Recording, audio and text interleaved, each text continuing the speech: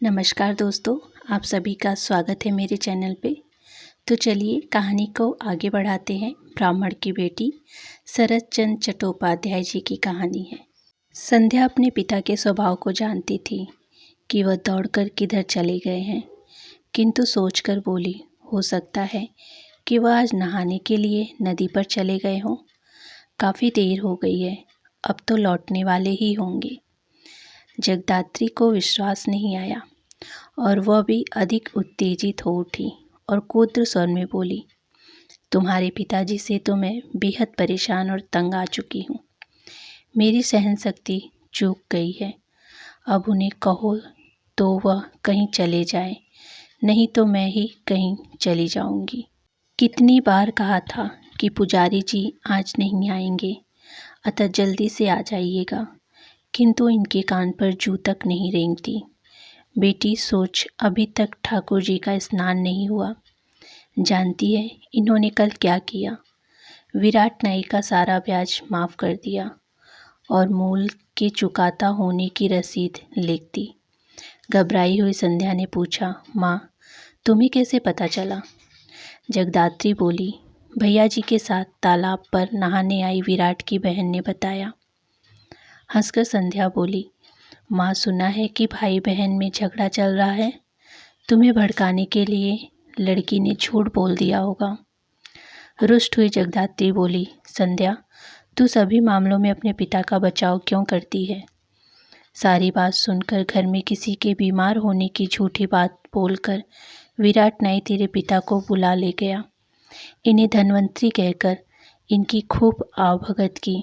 जमींदार और दानवीर गढ़ कलयुग का बलि कहकर इन्हें फुला फुला कर गुप्पा बना दिया। उनके मुंह से अपनी प्रशंसा सुनकर यह लोटपोट होते जा रहे थे। बस उसने मौका देखकर विनती की और फिर क्या था, जो उसमें आकर इन्होंने उसका मनचाहा कर दिया। पति के ऐसे पागलपन को देखकर गले में गागर बांधकर नहीं में डूब मरने का मन करता है। आजकल तो इनकी बेपरवाही की हद हो गई है। अब बेटी तू ही बता कि इस स्थिति में मैं किस प्रकार घर गृहस्थी चला सकती हूँ? संध्या ने पूछा, माँ विराट पर कितना ऋण था? ठीक से तो मैं क्या जानूँ, फिर भी 10,000 रुपये से कुछ अधिक ही होंगे। इन्हें लुटाने में कुछ सोचना थोड़ो पड़ता है। इसी बीच गीली धोती पहने आकर प्रियनाथ संध्या से अंगोछा ले जाने की चिल्लाने लगे। इनके साथ ही वह संध्या को किसी रोगी के लिए कोने में पड़ी एक विशेष औषधि लाने के लिए भी कहने लगे। धधकती आग की तरह क्रुद्ध जगदात्री बोली, मैं तुम्हारे इस बक्से को कूड़ेदान में फेंकती हूँ। ससुर के अन्न पे पलते हो और अपने को जमींदार कहते हो। तुम्हें तो शर्म से चुल्लू भर पानी में डूब मरना चाहिए। विराट नाई का ऋण छोड़ने के लिए तुम्हें किसने कहा था? किसकी अनुमति से तुम दूल्हे डोम को इधर बसाने को ले आए हो? क्या तुमने हाड़ मास जलाने का पक्का इरादा रख रखा है? इससे अच्छा तो यह है कि या तो मुझे नदी में धक्का दे दो या फिर तुम इधर से निकल जाओ। अब मैं तुम्हें सहन नहीं कर सकती। संध्या उच्च और तीखे स्वर में बोली, माँ क्या यह दोपहरी बातें करने का समय है? थोड़ा सोच विचार कर तो कर लिया करो। जगदात्री भी उसी तल्ली से बोली, क्या तेरे बाप कभी सवेरे दिखाई देता है? जब आता इसी समय है तो फिर सच झूठ इसी समय तो कहूँगी। अपने पिता को कह दे कि ठाकुर जी की पूजा करके कुछ खा पी ले और फिर इस घर से चलता बने। मैंने इसे सारी उम्र बिठाकर खिलाने का ठेका नहीं ले रखा है। मैंने बहुत सहा, अब और नहीं सह सकती, बिल्कुल नहीं सह सकती। कहती हूँ। जगदात्री की आंखों से आंसू टपकने लगे और वह अपने कमरे में चली गई।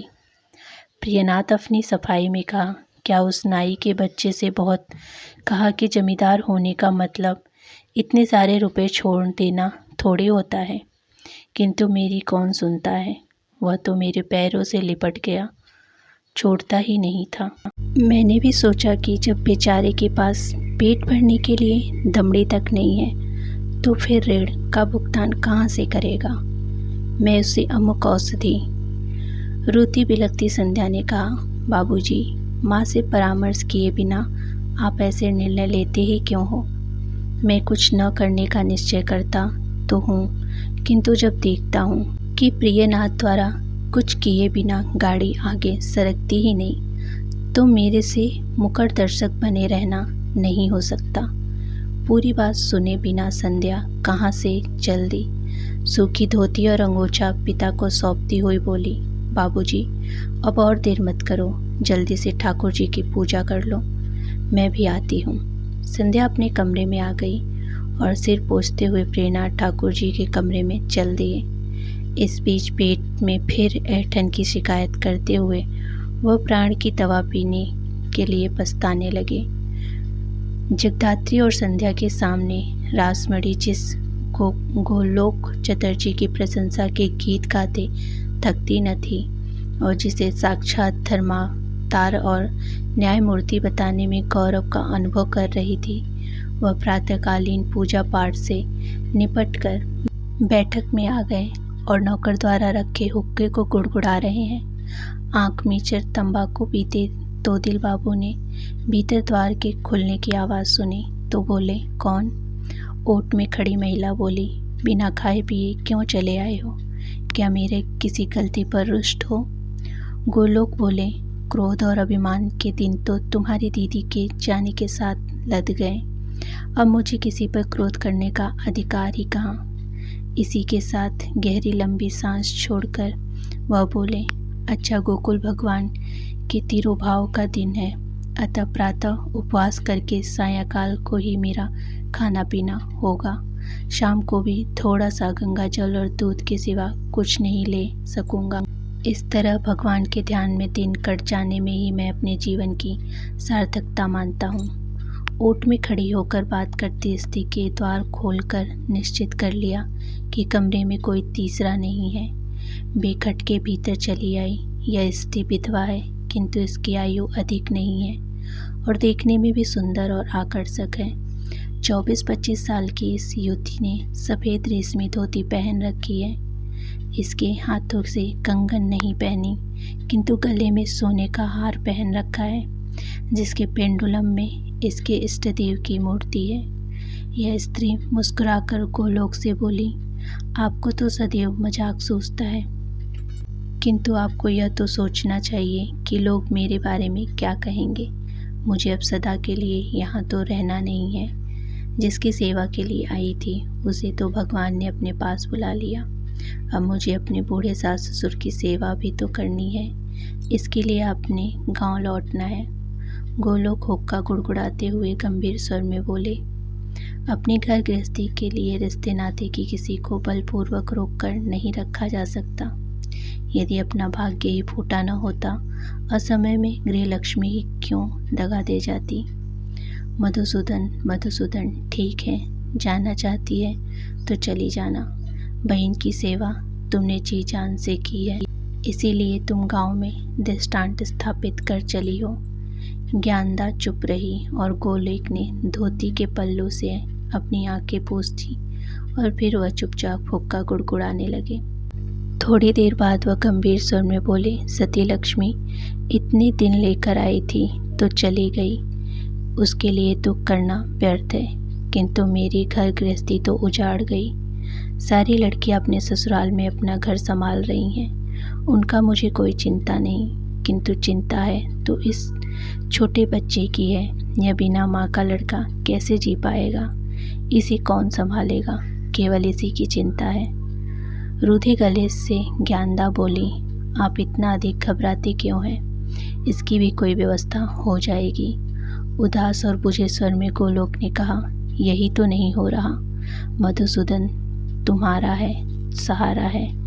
अब मेरा मन तो घर गृहस्थी में आरो नहीं जमींदारों में रमता है। सब कुछ विषसा लगता है। जितने दिन जीना पड़े व्रत उपवास और भोजन पूजन में बीते, यही एकमात्र इच्छा है। इस समय मुट्ठी भर भात मिल जाए तो ठीक, न मिले तो ठीक, किंतु उन्हें नन्हे का ध्यान आते ही प्राणों पर बनाती है।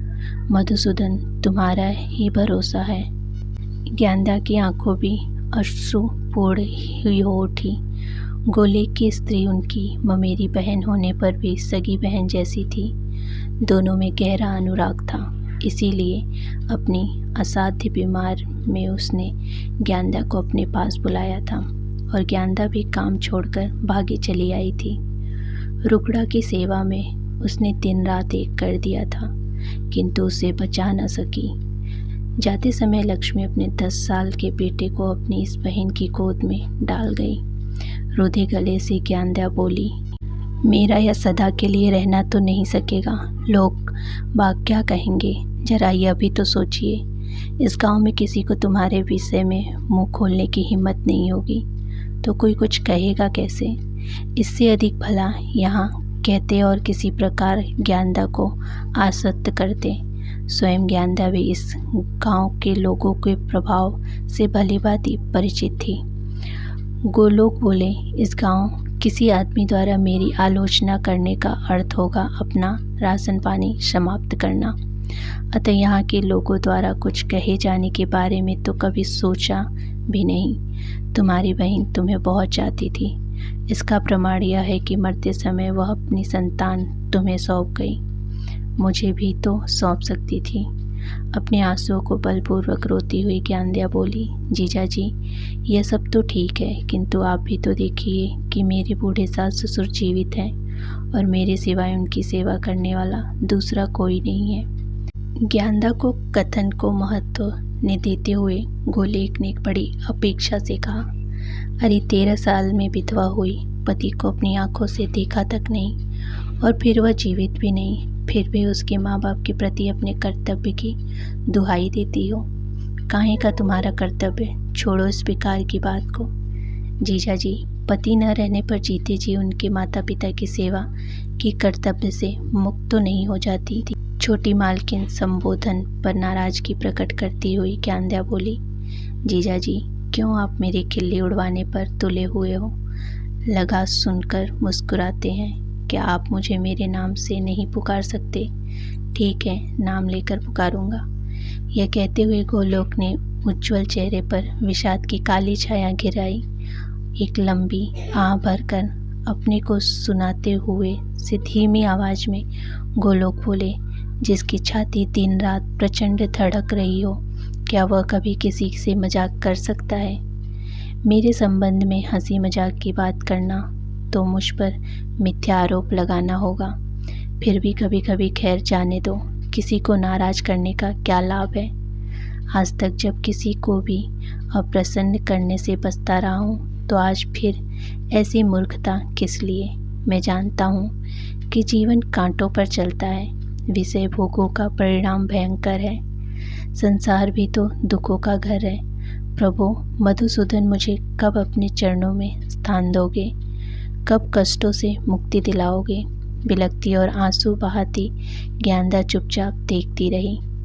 गोलोक बोले, देखो ने छोटी मालकिन, लड़की वाले पीछे पड़े हैं। उनका तर्क भी सही है कि 10 साल का बच्चा बिना माँ बाप के कैसे पलेगा। फिर मेरा शेष जीवन भी बिना गृह स्वामिनी कैसे कटेगा। बाल सफ़ेद अवश्य हो गए हैं, किंतु ये मेरी आयु बड़ी होने के सूचक नहीं, अपितु दुख शोक की अधिकता की ही सूचक है। इसीलिए असमय से ही सफ़ेद हो गए। फिर भी मुझे दोबारा बंधन में पड़ना अच्छा नहीं लगता, किंतु बिना इसके निर्वाह भी तो नहीं। मेरे लिए एक ओर खाई तो दूसरी ओर कुआं है। उदास चेहरे से नकली हंसी हंसती हुई ज्ञानदा बोली, इसमें सोचना विचारने की क्या बात है, विवाह कर लीजिए।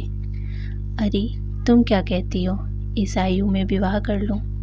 तुम जैसी लक्ष्मी के रहते क्या मैं इस बारे में भी सोच सकता हूँ? हाँ एक बात है, साली को बिना कोई नाम दिए सदा के लिए घर में रखा भी नहीं जा सकता। तुम्हारी बहन तो तुम्हें अपनी इच्छा बता ही गई, तुम उसके वचन का मान रख लो। किसी को भी भीतर झांकते देखकर गोलेक ने पूछा, कौन? नौकर ने सूचित किया, चौकदरा साहब आए हैं। मुंह बिगाड़ कर गोलेक ने कहा, अब काम धंधे मन न कहाँ लगता, दिन रात काम पैसा बहुत हो लिया। मैं किसे अपनी छाती फाड़ कर दिखाऊं कि कैसी प्रचंड ज्वाला धड़क रही है। मधुसूदन, कब इस झंझट से मुक्त करोगे? फिर नौकर की ओर उन्मुख होकर वह बोले, खड़ा खड़ा क्या कर रहा है? जाकर उसे भीतर आने को कहो। ज्ञानदा उठ खड़ी हुई और जाने से पहले पूछने लगी, तो क्या सचमुच कुछ नहीं खाओगे? ज्ञानदा बोली, पर्व है तो क्या हुआ? थोड़ा सा दूध, फल और गंगा जल लेने में कोई दोष नहीं। आप जल्दी से आइए, मैं सब कुछ तैयार रखती हूँ। कहती हुई ज्ञानदा दरवाज़ा बंद करके चली गई। इधर नौकर के पीछे एक शरीफ आदमी सामने के द्वार से कमरे में प्रविष्ट हुआ। गोलोक ने हंसकर उसका स्वागत किया और उसे अपने पास बिठाया। नौकर को आदेश किया, बोलो सूत्र वाला हुक्का तैयार करके इनके आगे पेश कर। गोलोक के चरण स्पर्श करके लंबी सांस छोड़ता हुआ विष्णु चौकदार बोला, बड़े बाबू क्या पूछते हो? सांस लेने तक की फुर्सत नहीं, बड़ा भारी झंझट है। फिर भी 500 और 300 की दो खेपें तो किसी तरह भिजवा दी है। दक्षिण अफ्रीका में सेना की खुराक के लिए भेड़ बकरियां की आपूर्ति में यह चौकदार मुखर्जी बाबू का हिस्सेदार है। ठेके की शर्त के अनुसार इन्हें 3000 पशु बेचते हैं। अतः 800 संख्या सुनकर गोलोक चिंतित हो उठे और बोले, 3000 ठेका और कुछ 800 की आपूर्ति, कैसे बात करते हो? चिंतित स्वर में चौकदार बोला, बाबू साहब भेड़ बकरियां मिलती ही नहीं तो क्या किया जाए? 800 को जुटाने में भी नाक में दम आ गया है। हाँ, रामपुर में रहने के 5-7 दूर में लगभग 100 पशु रेल में भेजने का विश्वास दिलाया है।